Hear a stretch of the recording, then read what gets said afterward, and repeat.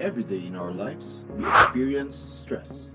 Especially as students, we read through chapters and chapters, sleep late, and sometimes we cram our ways just to finish our tasks. Of course, with great amount and effort, we can achieve our goals and dreams as students. But this also sacrifices our health, sanity, sleep, and immunity.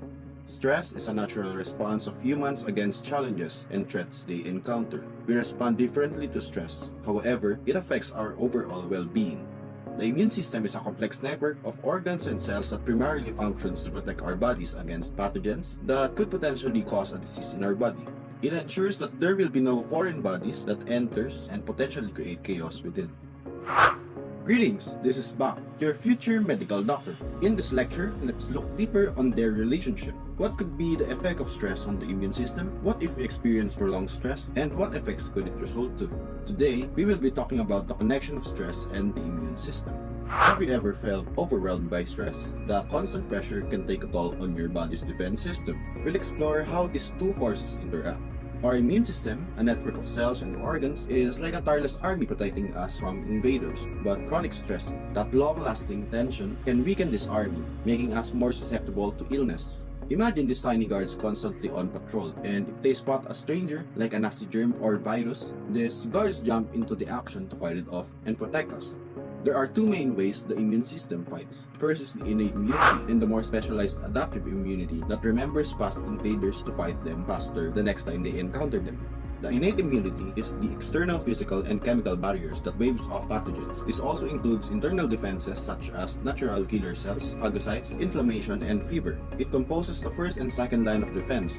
The first line of defense is the skin, contains the keratinized epidermis that provides the physical barrier to the entry of microbes. They periodically shed to slough off bacteria from the surface, and they rarely penetrate due to its tough composition. Furthermore, it lines the internal body cavities and secretes mucus to trap debris and pathogens out of the body. Due to the presence of sweat, primarily sebum, it forms a protective film on the surface of the skin and inhibits the growth of bacteria and fungi, and sweating flashes them from the skin. The second line of defense is the presence of the immune cells that directly deals with the pathogens. This includes the natural killer cells and phagocytes. They are activated when the first line of defense is breached, and the body needs to target infected cells to prevent them from causing further harm. So, how particularly are stress and immune system related? How come can the brain affect the circulatory system if there's the presence of the blood-brain barrier? In recent studies, the brain influences the immune system through the meninges.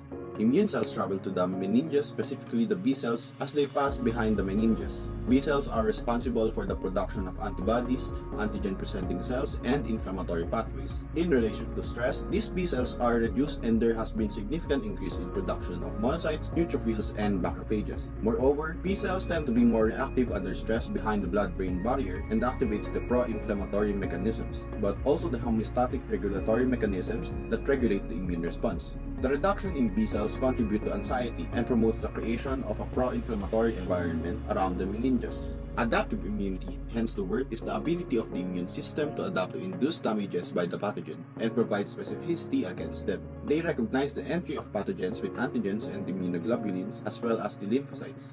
Adaptive immunity is divided into two types. These are cell-mediated immunity, which directly attacks invaders through the use of antigens, and antibody-mediated immunity through the use of antibodies or immunoglobulins. The pathways connecting stress to immune functions consist of two pathways. First is the sympathetic nervous system, also called the fight or flight system. The stimulation of the sympathetic nervous system results in the production of norepinephrine and epinephrine that contributes to inflammation.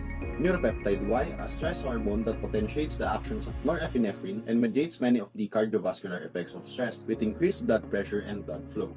Furthermore, it also enhances leukocyte adhesion, and with epinephrine and norepinephrine, this increases platelet aggregation and macrophage activation. The second pathway consists of the hypothalamic pituitary adrenal axis. Brain stimulates the production of corticotropin-releasing hormone and arginine vasopressin to turn on the HPA axis. Adrenocorticotropic hormone is released by the pituitary gland, then circulates the bloodstream and stimulates the adrenal glands to release cortisol. Cortisol is a stress hormone that enhances the fight or flight response that is used for various metabolic reactions in the body. Cortisol exerts major suppressive effects on the immune system by reducing the number and activity of circulating inflammatory cells, inhibiting the production of pro-inflammatory mediators and cytokines. This further inhibits the macrophage antigen presentation and lymphocyte proliferation. In addition, cortisol also plays an important role in the negative feedback on the HPA axis, wherein it binds to the glucocorticoid receptors in the hippocampus and inhibits production of corticotropin-releasing hormone and adrenocorticotropic hormone, ultimately depleting cortisol and turning off the activated system. These mechanisms regulate the concentrations for the purposes of an inflammatory response. The effects of changes in the sympathetic nervous system and hypothalamic pituitary adrenal axis to the immune system. The binding of a stress hormone to a cell surface receptor triggers a cascade of signals within the cell, leading to changes in cell function. An indirect immune response is caused by stress hormone by altering production of cytokines and tumor necrosis factor. These interactions are bidirectional, which promotes homeostasis and modulate the brain, including a sympathetic nervous system and hypothalamic pituitary adrenal axis. Another is the parasympathetic activity, which is also called the rest and digest. They act together with the sympathetic nervous system like a wave balance, where the activation of the other decreases the influence of another. The primary effectors of the PNS are the vagus nerve and acetylcholine, and PNS activity modulates immune response at local level through both efferent and afferent fibers of the vagus nerve. The cholinergic anti-inflammatory pathway is the efferent arc that sends signals down to the periphery and changes the response and progression of inflammation, which inhibits macrophage activation. Messages are sent by the efferent vagus nerve to the periphery, leading to acetylcholine release. Acetylcholine downregulates inflammation by inhibiting the release of tumor necrosis factor, interleukin-1, and other pro-inflammatory cytokines. The vagus nerve regulates production of pro-inflammatory cytokines, and a response to stress could result in vagal withdrawal, which in turn promotes further inflammation. There are two types of stress. First is acute stress. We all experience a sudden disturbance in our body that instantly activates the sympathetic nervous system. This short-term stress, such as being surprised, causes an increase in blood pressure and instantly activates survival mechanism. Acute stress stimulates the distribution of immune cells in the body to the target organs where an individual most likely to be injured. This increases immune cells' ability to do defense maneuvers. Acute stress is a preparatory phase wherein it activates the immune system and reduces parasympathetic activity and produces adaptive responses. Acute stress is somewhat beneficial to activate our body functions.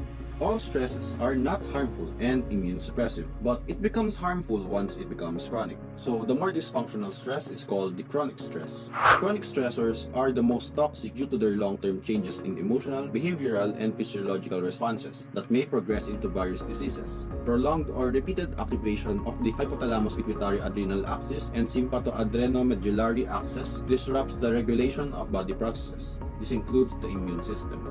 Individuals with chronic stress demonstrates less effective immune functioning. An example of this is when you are doing an all-nighter. There could be a possibility that you will acquire a common cold. Furthermore, chronic stress impairs response to vaccine and delays healing after standardized wound induction. In turn, this increase in inflammation is a result of decreased anti-inflammatory feedback. There is a possibility of a glucocorticoid resistance or insufficient glucocorticoid in individuals with chronic stress, leading to hypothalamus pituitary adrenal axis related increases resulting in the numbing of the adrenal gland in response to anti-inflammatory feedback, or excessive cortisol results to cortisol resistance of cells receptors in inflammation. The long-term effect of stress would significantly affect the immune function. Hence, we should stay away from the activities that we perceive as toxic and causes long-term distress in our mental health. In conclusion, the dynamics of stress and the immune system is a very interesting domain, especially in psychiatry. This could lead to revolutionary treatments that could aid in prognosis of neurodivergent patients or neurodegenerative diseases due to chronic exposure to stress. Stress and the immune system apply to both physical and well-being of an individual, such that chronic exposure led to deteriorating effects which could serve as a public health concern. We all undergo different failures, humiliations, and loss. Vice versa, our immunity affects the condition of our psyche, and you should know that you are not alone in these struggles. We must ensure that with a healthy mind and body, we can ascertain to be physiologically stronger, whether it be pathogenic or psychological. After all, if we take good care of our body, it reciprocates by committing to increased benefits and maintains our body to function in our best quality. Thank you for listening to my lecture.